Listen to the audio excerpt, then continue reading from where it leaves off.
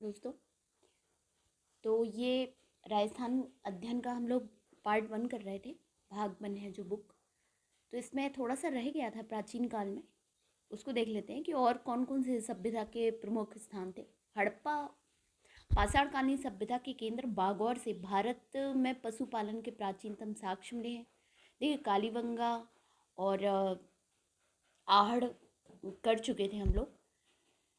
पाषाणकालीन सभ्यता के केंद्र बागौर से भारत में पशुपालन के प्राचीनतम साक्ष्य मिले हैं। ताम्रयुगीन सभ्यता के दो बृहद समूह सरस्वती और बनास नदी के कांठे में पनपे थे, जिनका ऊपर के पृष्ठों में वर्णन किया गया है। इसी प्रकार राजस्थान में अन्य कई महत्वपूर्ण केंद्र रहे हैं जो इस युग के वैभव की दुहाई दे रहे हैं। गणेश्वर, खेतड़ी में तो तांबा के लिए फेमस ही है।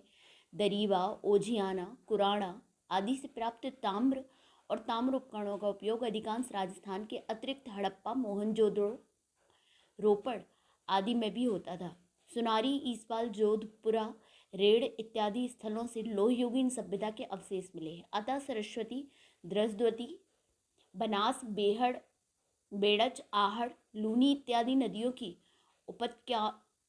उपत्यकाओं में दबी पड़ी कालीबंगा, आहड़, बागौर, गिलूंड, गणेश्वर आदि बस्तियों से मिली प्राचीन वस्तुओं से एक विकसित और व्यापक संस्कृति का पता चलता है। ये सभ्यताएं न केवल स्थानीय सभ्यता का प्रतिनिधित्व करती हैं, अपितु चित्रकला, भांड शिल्प और धातु संबंधी तकनीकी कौशल में पश्चिमी एशिया, इराक, अफ्रीका आदि देशों की प्राचीनतम सभ्यताओं से संपर्क में थी।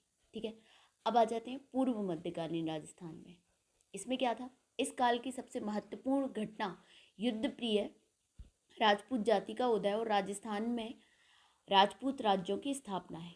ठीक है, पूर्व मध्यकालीन। अब आ जाएगा राजपूतों का काल। गुप्तों के पतन के बाद केंद्रीय शक्ति का अभाव उत्तरी भारत में एक प्रकार से अव्यवस्था का कारण बना। राजस्थान की गणतंत्र जातियों ने उत्तर गुप्तों की कमजोरियों को लाभ उठाकर स्वयं को स्वतंत्र कर लिया। यह वह समय था जब भारत पर हूण आक्रमण हो रहे थे। हूण नेता मेहरकुल ने अपने भयंकर आक्रमण से राजस्थान को बड़ी क्षति पहुंचाई और बिखरी हुई गणतंत्र व्यवस्था को जर्जरित कर दिया। परंतु मालवा के यशोवर्मन ने हूणों को लगभग 532 ईस्वी में परास्त करने में सफलता प्राप्त की। तो कौन थे? ये थे मालवा के यशोवर्मन। ठीक है, मालवा के यशोवर्मन ने हूणों में। ठीक है, इधर राजस्थान में यशोवर्मन के अधिकारी जो राजस्थानी कहलाते थे अपने अपने क्षेत्र में स्वतंत्र होने की चेष्टा कर रहे थे। किसी भी केंद्रीय शक्ति का ना होना इसकी प्रवृत्ति के लिए सहायक बन गया। लगभग इसी समय उत्तरी भारत में हर्षवर्धन का उदय हुआ। उसके तत्वाधान में राजस्थान में व्यवस्था एवं शांति की लहर आई। परंतु जो बिखरी हुई अवस्था यहाँ पैदा हो गई थी वह सुधर नहीं सकी। इस राजनीतिक उथल पुथल के संदर्भ में यहाँ के समाज में एक परिवर्तन दिखाई देता है। राजस्थान में दूसरी सदी ईसा पूर्व से छठी सदी तक विदेशी जातियां आती नहीं, यहाँ के स्थानीय समूह उनका मुकाबला करते रहे। परंतु कालांतर में इन विदेशी आक्रमणकारियों की पराजय हुई। इनमें कई मारे गए और यहाँ कई आके बस गए। जो शक या हूण यहाँ बचे रहे उनका यहाँ की शस्त्रोपजीवी जातियों के साथ निकट संपर्क स्थापित होता गया और अंतोगत्वा छठी शताब्दी तक स्थानीय विदेशी योद्धाओं का भेद जाता रहा। ठीक है, अब मतलब केवल कौन बचे? राजपूत बचे या राजस्थानी कह लो। तो राजपूतों की उत्पत्ति के बारे में क्या कहा जाता है? राजपूताना के इतिहास के संदर्भ में राजपूतों की उत्पत्ति के विभिन्न सिद्धांतों का अध्ययन बड़ा महत्व है। राजपूता का विशुद्ध जाति से उत्पन्न होने के मत को बल देने के लिए उनको अग्निवंशीय बताया गया है। इस मत का प्रथम सूत्रपात किसने किया है? चंद्रवरदाई के प्रसिद्ध ग्रंथ पृथ्वीराज राजसू से प्राप्त हुआ है। इसके अनुसार राजपूतों के 4 वंश प्रतिहार, परमार, चालुक्य और चौहान ऋषि वशिष्ठ के यज्ञ कुंड से राक्षसों के संहार के लिए उत्पन्न किए गए। इस कथानक का प्रचार 16वीं से 18वीं सदी तक भाटों द्वारा खूब किया गया। मुहणोत, नरसी और सूर्यमल्ल मिश्रण ने इस आधार को लेकर उसको और बढ़ावे के साथ लिखा। परंतु वास्तव में किसने? मुहणोत, नरसी और सूर्यमल्ल मिश्रण है। इन्होंने क्या इसको और बढ़ावे के साथ लिखा, परंतु वास्तव में अग्निवंशीय सिद्धांत पर विश्वास करना उचित नहीं है। क्यों? क्योंकि संपूर्ण कथानक बनावटी और व्यावहारिक है। ऐसा प्रतीत होता है कि चंद्रवरदायी ऋषि वशिष्ठ द्वारा अग्नि से इन वंशों की उत्पत्ति से यह अभिव्यक्त करता है कि जब विदेशी सत्ता से संघर्ष करने की आवश्यकता हुई तो इन 4 वंशों के राजपूतों ने शत्रुओं से मुकाबला हेतु स्वयं को सजग कर लिया। गौरी शंकर, हीराचंद्र ओझा, सीबी वैद्य, दशरथ शर्मा, ईश्वरी प्रसाद इत्यादि इतिहासकारों ने इस मत को निराधार बताया। ठीक है, तो गौरीशंकर, हीराचंद्र ओझा जो हैं वो क्या बोलते हैं, राजपूतों को सूर्यवंशी और चंद्रवंशीय बताते हैं।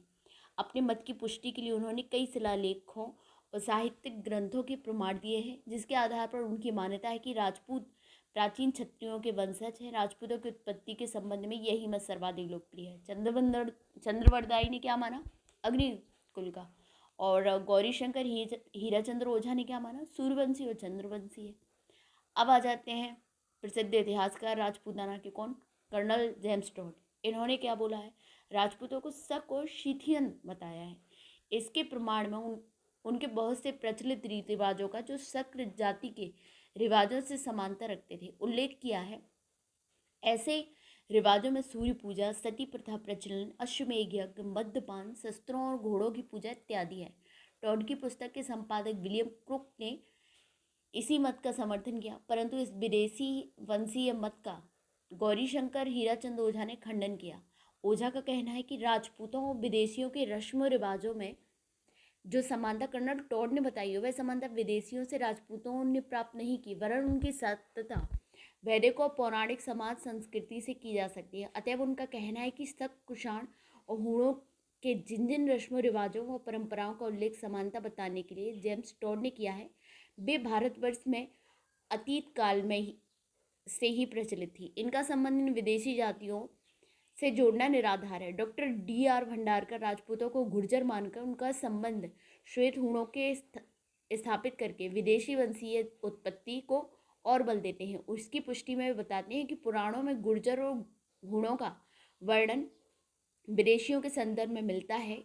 इसी प्रकार उनका कहना है कि अग्निवंशीय प्रतिहार, परमार, चालुक्य और चौहान भी गुर्जर थे, क्योंकि राजौर अभिलेख में प्रतिहारों को गुर्जर कहा गया। इसके अतिरिक्त भंडारकर ने विजौलिया शिलालेख के आधार पर कुछ राजपूत वंशों को ब्राह्मणों से उत्पन्न माना। वे चौहानों को वत्स गोत्रीय ब्राह्मण बताते हैं और गुहिल राजपूतों की उत्पत्ति नागर ब्राह्मणों से मानते हैं। डॉक्टर ओझा एवं वैद्य ने भंडारकर की मान्यता को अस्वीकृत करते हुए लिखा है कि प्रतिहारों को गुर्जर कहा जाना जाति विशेष की संज्ञा नहीं है, वरन उनका प्रदेश विशेष गुजरात पर अधिकार होने के कारण है। जहाँ तक राजपूतों की ब्राह्मणों से उत्पत्ति का प्रश्न है वह भी निराधार है, क्योंकि इस मत के समर्थन में उनके साक्ष्य कतिपय शब्दों का प्रयोग राजपूतों के साथ होने मात्र से है। इस प्रकार राजपूतों की उत्पत्ति के संबंध में उपयुक्त मतों में मत्यक्त नहीं है। फिर भी डॉक्टर ओझा के मत को मान्यता मिली हुई है। निस्संदेह राजपूतों को भारतीय मानना उचित है। ठीक है, अब सेकंड टॉपिक क्या है, पूर्व मध्यकाल में विभिन्न राजपूत वंशों का उदय। तो ये हम लोग नेक्स्ट इसका वीडियो बना देंगे एक सेपरेट। ठीक है, चलिए ध्यान रखिए, तब तक धन्यवाद और हमारा चैनल सब्सक्राइब कर लीजिए।